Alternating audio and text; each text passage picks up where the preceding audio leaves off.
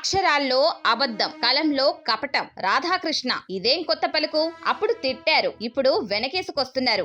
ఏంటి ఆర్కే ఈ డ్రామా? అప్పుడు విలన్, ఇప్పుడు మిత్రుడా? వైరల్ వీడియో వ్యవహారం వ్యక్తిగతం అనడమేంటి? టీటీడీ చైర్మన్ పదవి వ్యక్తిగతం కాదు, పవిత్రం. అధికారం ఉంటే ఒక మాట, అవసరం తీరితే మరో మాట. నిన్నటి వరకు ఎవరినైతే టార్గెట్ చేస్తూ రాతలతో తూటాలు పేల్చారో, ఈ రోజు అదే వ్యక్తికి అక్షరాలతో అభిషేకం చేస్తున్నారు ఆంధ్రజ్యోతి అధినేత Vemuri Radhakrishna. TTD chairman BR Naidu విషయంలో ఆర్కే ప్రదర్శిస్తున్న వైఖరి చూస్తుంటే ఆయన పెన్ను ప్రజల కోసం కాదు, కేవలం ప్రయోజనాల కోసమేనని అర్థమవుతుంది. దీనిపై బీసీవై పార్టీ నిలదీస్తోంది. కోట్లాది మంది హిందువుల ఆరాధ్య దైవం వెంకటేశ్వర స్వామి కొలువైన తిరుమల తిరుపతి దేవస్థానం చైర్మన్ అంటే ఆ పదవికి ఒక పవిత్రత ఉంటుంది. బిఆర్ నాయుడుది అని చెబుతున్న ఒక వివాదాస్పద వీడియో సోషల్ మీడియాలో వైరల్ అయితే దానిపై నిఖాసైన అభిప్రాయం చెప్పాల్సింది పోయి అది ఆయన వ్యక్తిగత వ్యవహారం అంటూ ఆర్కే సమర్థించడం సిగ్గుచేటు కాదా అని ప్రశ్నిస్తుంది బీసీవై పార్టీ. ఒక పవిత్రమైన సంస్థకు నాయకత్వం వహించే వ్యక్తి క్యారెక్టర్ క్లీన్ గా ఉండాలని కోరుకోవడం భక్తుల హక్కు. కానీ